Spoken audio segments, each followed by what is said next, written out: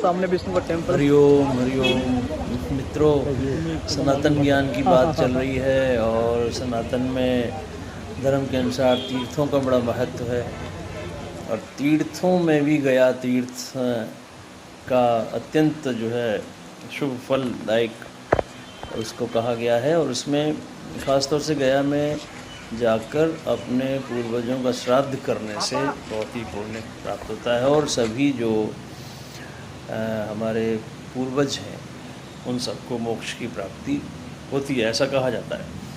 तो आप देखें कि ये जो एक्चुअली मुक्ति के 4 साधन बताए गए हैं, मुक्ति के 4 साधन बताए गए हैं। एक ब्रह्म ज्ञान, एक गया श्राद्ध, गौशाला में मृत्यु और कुरुक्षेत्र में निवास। चारों ही परिस्थितियों में ये मुक्ति के साधन बताए गए हैं। ब्रह्म ज्ञानम गया श्राद्धम गोगृहे मरणम तथा वासा पुंसाम कुरुक्षेत्रे मुक्ति रेशा चतुर्विद्या।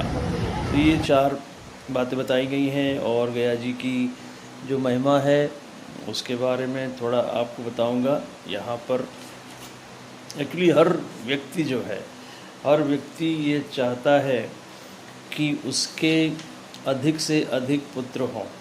पुत्र प्राप्ति की अभिलाषा हर व्यक्ति करता है और अधिक से अधिक पुत्र हों ऐसा चाहता है वो। और इसलिए क्योंकि उनमें से कोई एक पुत्र भी अगर कभी गया जाकर पितरों के लिए वहाँ श्राद्ध करेगा तो बड़े खुश होंगे, है ना। पुत्रों को वहाँ पर आया हुआ देखकर पितृजन जो है वो पूर्वज जो अब नहीं रहे हैं, है ना, उनके लिए बड़ा उत्सव की तरह का रहता है और बड़े खुश होते हैं। और वो ये ऐसा मानते हैं कि यहाँ के तीर्थ के जल का स्पर्श करके ये हमारा पुत्र हमको ज़रूर कुछ न कुछ प्रदान करेगा। तो देखें एक क्या क्या इसमें हमें ध्यान रखने वाली बातें हैं। और वहाँ गया में श्री विष्णु जी जनार्दन भगवान के रूप में गदाधर रूप में वहाँ पर प्रतिष्ठित हैं और उन्हीं के माध्यम से ये पुण्य प्राप्त होता है। देखें आप जो गया में जो श्राद्ध है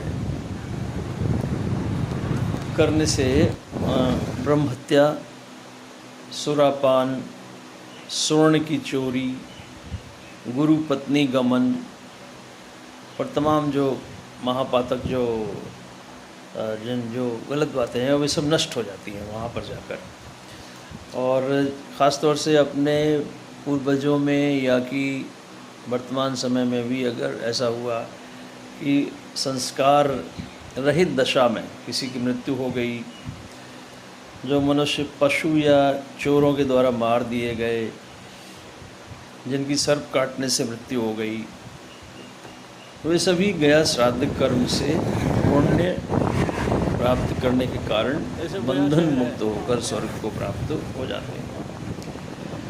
और एक्चुअली गया तीर्थ में पितरों के लिए किए गए श्राद्ध का जो फल है वो बहुत ही अधिक है और उसको शब्दों में बयां करना मुश्किल है। वहाँ पर श्राद्ध कर्म करने से आप अपने सभी ऋणों से मुक्त हो जाते हैं। मनुष्य के लिए देव, ऋषि एवं पितृ, देव, ऋषि एवं पितृ 3 तरह के ऋण बताए गए हैं और तीनों ही ऋणों से आप मुक्त हो जाते हैं यदि आप गया तीर्थ में जाकर श्राद्ध करते हैं। तो वहाँ पर जो फाल्गु नदी है वहाँ पर मनुष्य अगर भगवान गदाधर श्री विष्णु का दर्शन करता है तो वह अपनी 10 पिछली और 10 अगली 21 पीढ़ियों का उद्धार करता है। इस तरह से आप देखें कि गया में जाकर वहाँ पर श्राद्ध करना बहुत ही शुभ फल देने वाला माना गया। हाँ, ये वही गया श्राद्ध की बात हो रही है तो वहाँ पर जितने भी ऐसे मृत्यु हो गई है परिवार में, ख़ानदान में कि जिसका ठीक से संस्कार नहीं हो पाए, है ना, और मान लीजिए कोई एक्सीडेंट से किसी की डेथ हो गई या कि अग्नि से कोई जल गया या कि कोई अपना सुसाइड कर लिया, और भी तमाम तरह की बातें हो सकती हैं। आधुनिक काल में आजकल आप देख रहे हैं किस तरह से अबॉर्शन वगैरह करवाए जा रहे हैं, तो जन्म के पहले ही जिनकी मृत्यु हो गई, इन सब तमाम आत्माओं की मोक्ष की प्राप्ति के लिए भी गया श्राद्ध का विशेष महत्व है। और गया श्राद्ध के बाद आप देखें वहाँ पर ब्रह्म भोज, ब्राह्मण लोगों को भोजन करवाना की परंपरा है। और ये ब्राह्मणों को भोजन करवाना चाहिए वहीं गया के ब्राह्मणों को। गया में आप देखें, गया तीर्थ की जो यात्रा करता है वह वहाँ पर उन्हीं कुल के, उसी कुल के ब्राह्मणों को भोजन करवाए जिनका ब्रह्मा जी ने अपने यज्ञ में वर्ण किया था।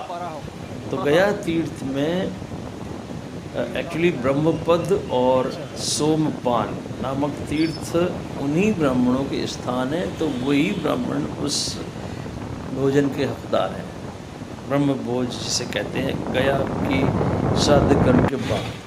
तो गया के श्राद्ध कर्म के बाद ब्रह्म भोज भी गया में ही आयोजित करना चाहिए। तो ये सब तमाम बातें हैं, और व्यक्ति चाहे तो अपने लिए भी गया क्षेत्र में जाकर तिल रहित पिंडदान कर सकता है,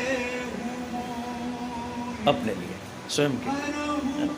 तो अन्य व्यक्तियों की जो कि नहीं रहे, आत्माओं के लिए और अपने लिए भी यदि आप चाहें तो कर सकते हैं। तो इस तरह से गया की जी का जो पवित्र स्थान है और वहाँ किए गए श्राद्ध का जो विशेष फल है, ये उसके बारे में थोड़ी सी बात थी आपके लिए। बना लीजिएगा। हाँ, कि जो अपने लिए पिंडदान करने की बात है, वो उस स्थिति में ज़्यादा श्रेयस्कर है कि जब आपके कोई संतान वगैरह ना हो, अन्यथा ज़्यादा अच्छा नहीं माना जाता।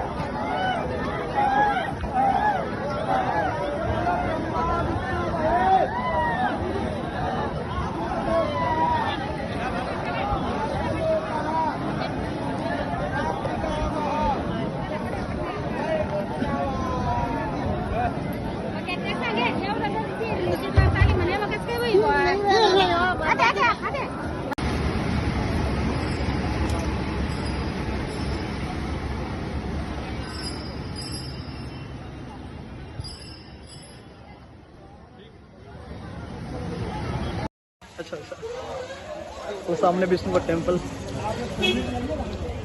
ये कदम आगे बढ़ जाए। हाँ हाँ हाँ हाँ।